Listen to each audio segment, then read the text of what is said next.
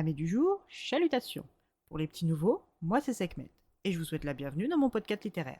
Dans mon émission, je vais tenter 3 fois par semaine de vous donner envie de découvrir des livres de tout poil, récents et moins récents. Alors, si ça vous tente, c'est par ici la suite. Aujourd'hui, je vais vous présenter Une fleur venue d'ailleurs de Siyu, publié aux éditions Mao. Dans ce premier tome, nous allons partir pour le royaume de Saint-Rouan chez le marquis de Juin. Cet homme est le père de Bertine et de Hérald.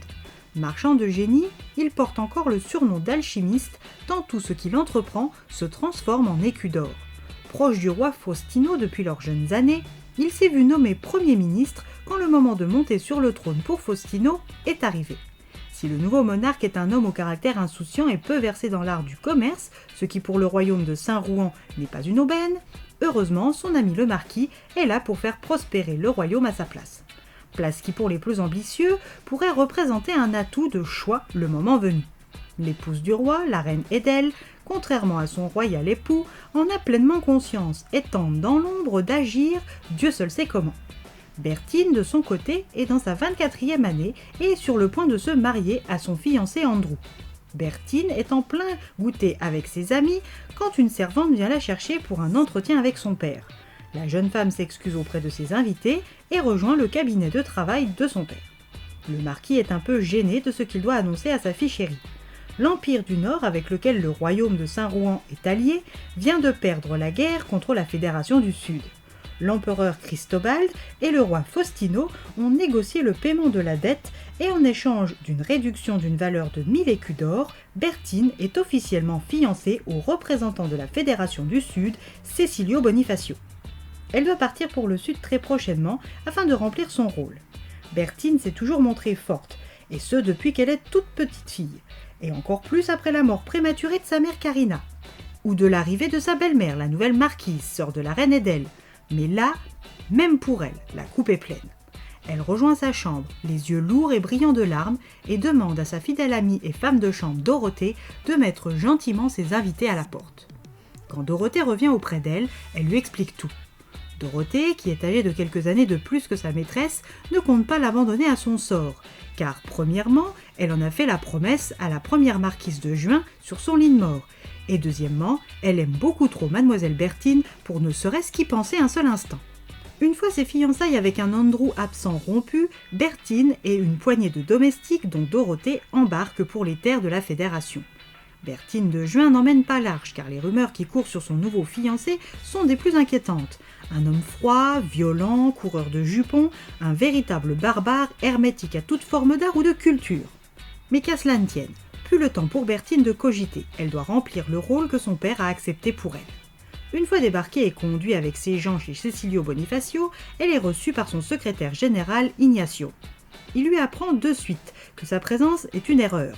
Une missive refusant l'envoi d'une épouse en échange d'un rabais sur les sommes dues a été envoyée à l'empereur. Ce dernier, au vu des délais, ne pouvait ignorer la lettre de la Fédération quand Bertine est montée sur le bateau en partance pour le Sud.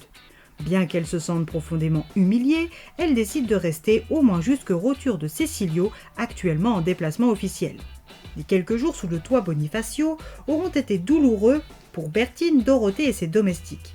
Bertine de Juin n'est pas le genre de femme de bonne famille qui attend docilement son sort. Elle prend les choses en main et renvoie sa domesticité au royaume de Saint-Rouan. Seules Dorothée et elle restent dans la Fédération. Elle quitte cette demeure inhospitalière et se trouve un nouveau logement. Très vite, les apprentissages de son père, durant ses jeunes années, portent leurs fruits et elle se fait accepter par les habitants de la capitale Ivito. Avec son argent et les ventes de ses affaires, elle a créé la Crussula, un lieu où elle et Dorothée pourraient vivre et vendre des articles brodés. Cecilio Bonifacio est loin des rumeurs qui sont répandues sur lui et aimerait s'excuser auprès de cette jeune femme maltraitée par sa maisonnée contre son accord. Après plusieurs semaines de recherche dans la capitale, Ignacio a pu la localiser. Cecilio s'y rend avec 2 objectifs. Le premier est pour lui le plus important, présenter ses excuses, et ensuite lui demander de rentrer chez son père. Mais quand il rencontre celle envoyée par l'Empire du Nord pour devenir son épouse, il est sous le choc, ou peut-être sur le charme, à moins que ce soit un savant mélange des deux. Il choisit donc de se faire passer pour un client lambda et constate avec quelle aisance cette jeune étrangère s'est faite une place dans ce quartier de la ville.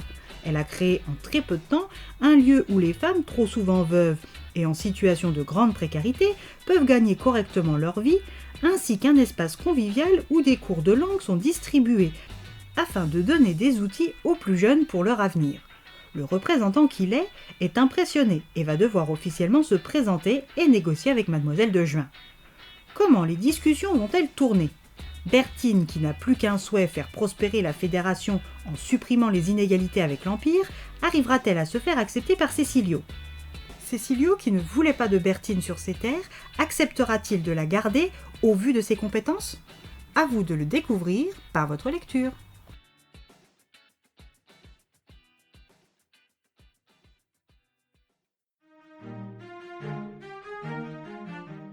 Un light novel qui se dévore comme les confitures de Mera. Une histoire sympathique, rythmée, avec aux manettes une jeune femme pleine de ressources. Hâte de découvrir le tome 2.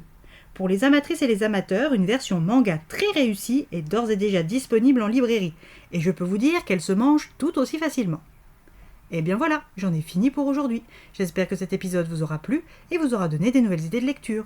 Si vous souhaitez découvrir d'autres petits bonbons littéraires tout droit sortis de ma bibliothèque, je vous retrouve le mardi 31 mars prochain pour un nouvel épisode.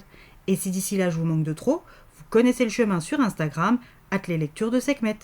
Tous les jours, il s'y passe quelque chose. Alors sur ce, chalut les amis, et à la prochaine!